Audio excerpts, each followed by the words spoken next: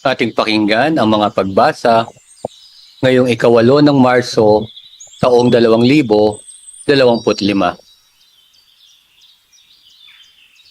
Pagbasa mula sa aklat ni Propeta Isaías.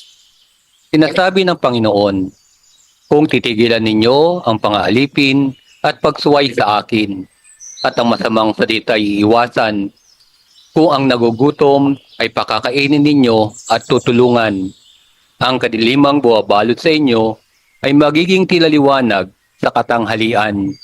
At akong Panginoon, ang siyang sa inyo'y laging papatnubay. Lahat ng mabuting kailangan ninyo'y aking ibibigay at palalakasin ang inyong katawan. Kayo matutulad sa pananim na sagana sa dilig, matutulad sa batis na di nawawalan ng agos ng tubig. Muling itatayo ng mga lingkod ko ang kutang na durog. Muling itatayo sa dating pundasyon. Makikilala kayo bilang tagapagtayo ng sirang muog, mga tagapagtayo ng wasak na mga bahay. Sinabi pa ng Panginoon, inyong igagalang ang takdang araw ng pamamahinga. Huwag kayong gagawa ng inyong gawain sa araw na banal. Sa araw na to'y mamahinga kayo't huwag maglalakbay, ni gagawa o maguunta ng walang kabuluhan. At kung magkagayon, ay madarama ninyo ang kagalakan sa paglilingkod sa akin. Bibigyan ko kayo ng karangalan sa harap ng buong daigdig, at lalasapin ninyo ang kaligayahan sa paninirahan sa lupaing ibibigay ko sa nuno ninyong si Jacob. Mangyayari ito pagkat akong Panginoon ang nagsabi nito. Ang salita ng Diyos. Salamat sa Diyos. Salmong tugunan, ituro mo ang iyong loob ng matapat kong masunod. Sa aking dalangin, ako'y iyong dinggin. Tugunin mo poon ang aking pagdaing. Ako'y mahina na't wala nang tumingin. Yamang ako'y tapat, ingatan ang buhay. Lingkod mo'y iligtas sa kapahamakan, pagkat may tiwala sa iyo kailanman. Ituro mo ang iyong loob ng matapat kong masunod.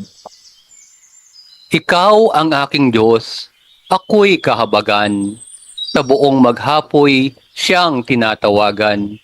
Poon ang lingkod mo'y dulutan ng galak, sapagkat sa iyo ako tumatawag. Ituro mo ang iyong loob ng matapat kong masunod.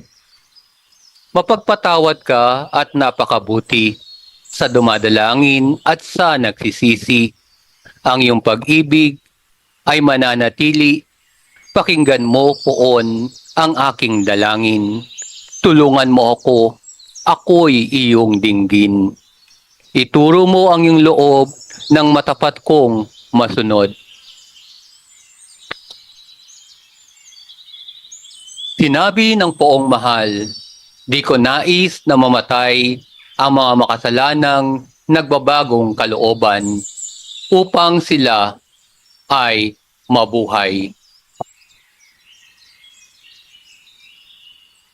Ang mabuting balita ng Panginoon ayon kay San Lucas. Papuri sa iyo, Panginoon.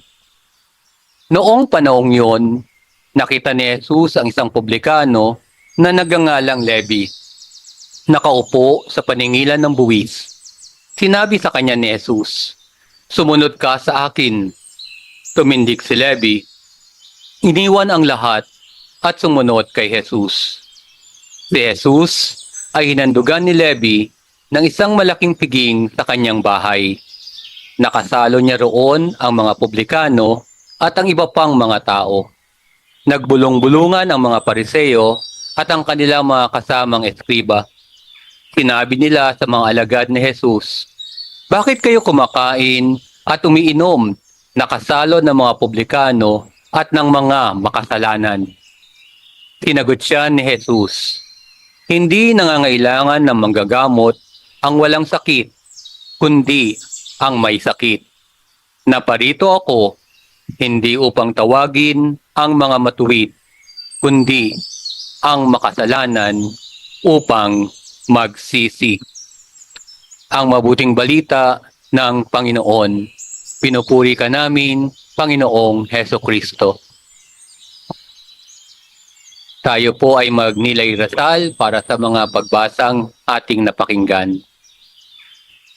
Mahal naming Ama, sa araw na ito, habang kami ay nagbubulay-bulay sa iyong salita, naway maunawaan namin ang tunay na diwa ng paglilingkod at pagsunod sa iyo.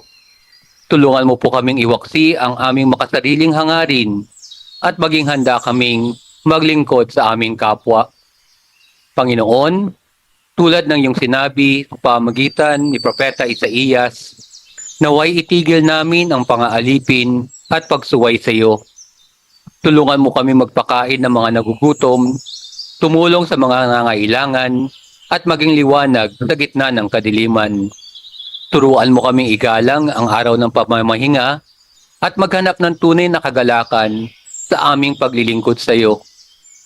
Tulad ng aming inaawit sa Salmo, naway ituro mo sa amin ang iyong kalooban upang matapat naming masunod ito. Tulungan mo kaming maging mapagkumbaba at mapagpatawad at tumawag sa iyo sa aming mga pangangailangan. Panginoon, tulad ng sinabi ni Jesus sa mabuting balita, naway maging handa kaming sumunod sa iyo, tulad ni Levi. Tulungan mo kaming maunawaan na ikaw ay naparito upang tawagin ang mga makasalanan, hindi ang mga matuwid. Turuan mo kaming magpakita ng awa at pag-ibig sa aming kapwa, lalo na sa mga nangangailangan ng iyong pagpapatawad. Tulungan mo po kaming maging instrumento ng iyong pag-ibig at katarungan sa mundo. Naway ang aming mga gawa ay magpakita ng aming tunay na pagsisisi at pagmamahal sa iyo. Sa pangalan ni Jesus, Amen.